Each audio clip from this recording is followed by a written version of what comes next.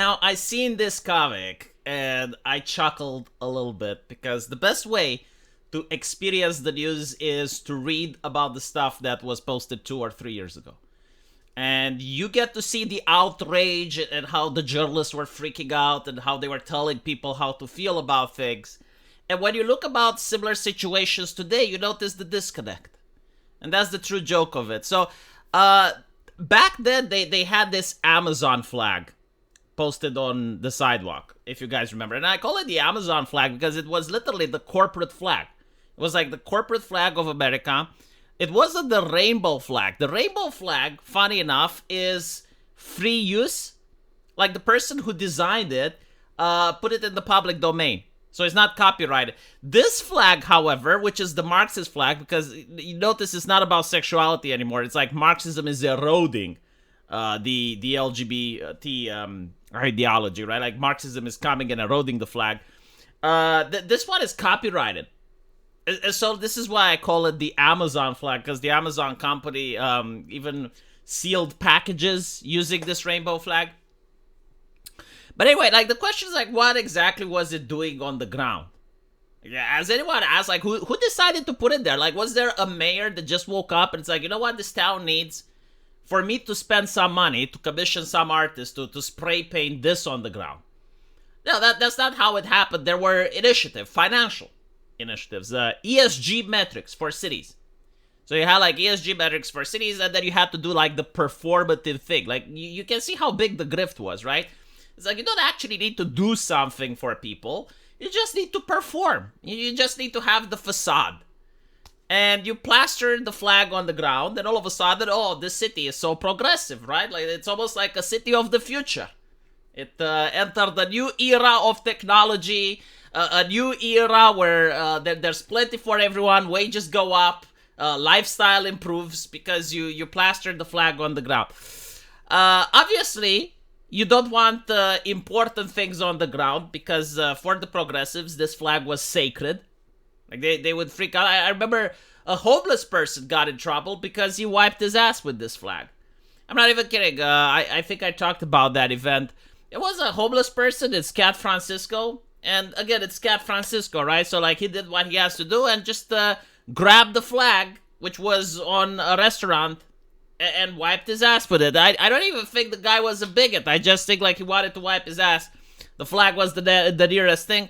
And so like the owners were so vindictive, right? Like progressive people that care about the impoverished and the marginalized, they showed all of the legal rage that they could muster against this homeless person. It's like, well, I hope he gets to see jail. I hope he gets locked up.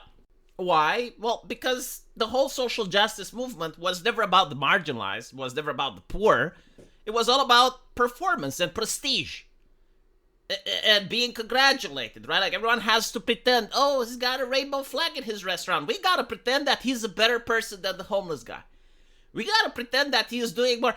Literally everything, right? Like even the Tesla shit, which I'm going to get into it now. But even the Tesla stuff is about the environment, right? So like we need to pretend that if you buy a Tesla, you're helping the environment. We need to pretend that if you buy an electric car, you're a better human being. Like you got more prestige if you buy an electric car. We stop pretending now.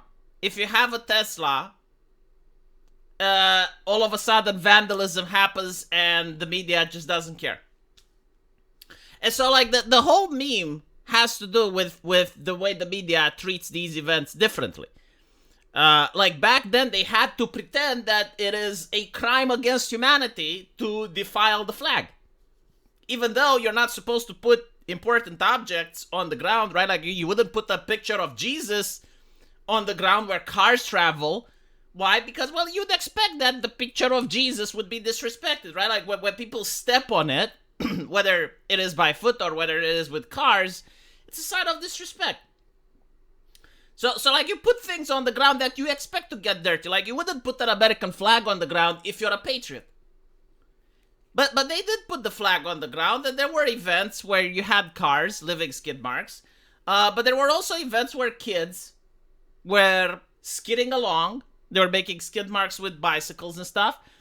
And so, again, everything is performative, right? So, like, you have to pretend that you're outraged. You have to pretend that those kids are a danger to society. You gotta apply punishment and demand, oh yeah, they should be locked up forever. And you gotta pretend the outrage. It's so fucking fake, isn't it? But it does serve a purpose, I guess. It does serve a purpose to terrorize people, to speak against the ideology, because the ideology is the grift that keeps on giving. Like, obviously this costed money, the whole ESG shit that they did, right? It's a grift. So in order to keep people away from criticizing the grift, you terrorize them. It's like, look what we did to some kids that left skid marks on the flag. What do you think we're going to do to you if you keep pushing? And so it goes to the situation we're in now, where apparently Elon Musk is exposing a lot of grifts. And this is what really pisses them off. Because up until now, not much pissed them off. You know, like Elon Musk is in the public eye for years and they weren't attacking Teslas. No, what really sets them off is the grift. Like, he's going after government spending. He is cutting US aid. He's not allowing lesbian dance mastery to be taught in Afghanistan. He doesn't like American taxpayer money being used to purchase condoms in Gaza. Not that Gaza, the other Gaza. Apparently that's like a huge important thing to say. Like, for those of you who don't know, like, this was a bizarre story where apparently the Trump administration said they found, I think it was like $6 million being used to buy condoms in Gaza. And so everyone freaked out. It's like, no, that's false. That's misinformation. $6 million, yes, but a different Gaza. And I was like, wow, I mean, I guess that changes everything, right? But that's when they got really pissed off at Elon Musk. When he started going after the grift. And it's interesting because he actually campaigned on that. You know, people like to pretend that he came out of nowhere, that he doesn't have any rights. But, like, hold on a little bit. Like, the US president campaigned with him. And he said, if I win the presidency, I will get this guy to run Dodge. And he got in. So, like, people consented. But for some reason, like, no, you're not allowed. So like, let me get this straight. Like, when the Biden administration hired counselors for the president, you know, advisors or experts, or holy shit, what about Dr. Fauci, right? Like, did anyone vote for Dr. Fauci? But for some fucking reason, Dr. Fauci was worshipped, and Elon Musk is a patui. Again, imagine if they did this to Dr. Fauci, you know, like, do this same activity to his labs or to his car or to anything like the media would have been extremely outraged. Right? But like, for some reason, now that it's happening to Elon Musk, it's just vandalism. And I see a lot of right-wing people demanding the same thing that happened here to happen here. And I think they're right. I think they're absolutely right. In fact, like, it's not just normal for them to... No, it's a moral requirement that you do the exact same thing that they would have done. It's the only way they learn. Like, only through suffering can they be elevated. You know, like Uzumaki Naruto and Pain. I think Pain had the point. Like, Pain brings us together, you know? You guys thought that this shit is funny, and this shit is okay, right? So, like, what's good for the goose is good for the gander. And only when both sides have suffered enough can we come to the agreement. It's like, all right, well, maybe we should have, like, some standard, some principles.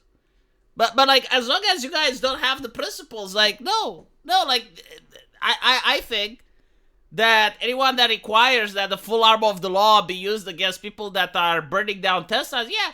Like, there's a story that came out a couple of days ago, and apparently, like, a woman stuck chewing gum on a Tesla, and now she has to go to jail, and I'm like, fucking good. She should. Why? Because, well, this happened, right? And when you actually read the story, it's not like she just stuck some chewing gum on the car. It's like, no, she caused $4,000 worth of property damage. And I'm like, I'm sorry, I don't know about other people, but I work for a living. $4,000 is a lot. And so, yeah, she caused $4,000 worth of damage. Of course she has to go to jail. Of course she has to be told a lesson.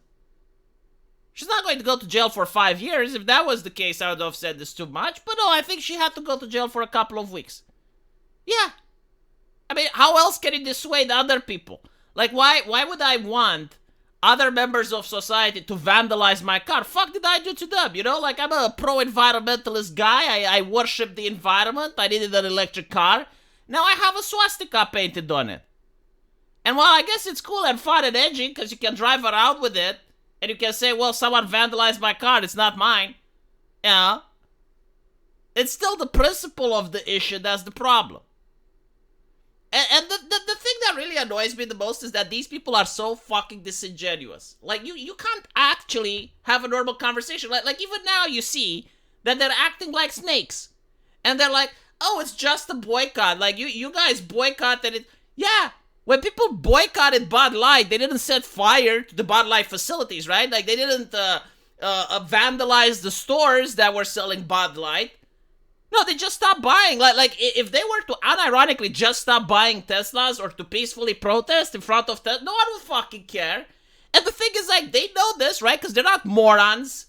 They're not imbeciles. Like, they understand, but they're trying to pretend that we are the morons, that we are the imbeciles, and we just don't get it. You know, it's literally the same thing. Why are you getting upset? Like, you guys boycott, we boycott. It's like, no, you're not doing a boycott. You're doing vandalism. And you're doing vandalism for political reasons. It's not like you hate Tesla as a company. It's not that you don't like the cars, or, you know, like, maybe you do, but that's not the reason you're attacking the cars, are it?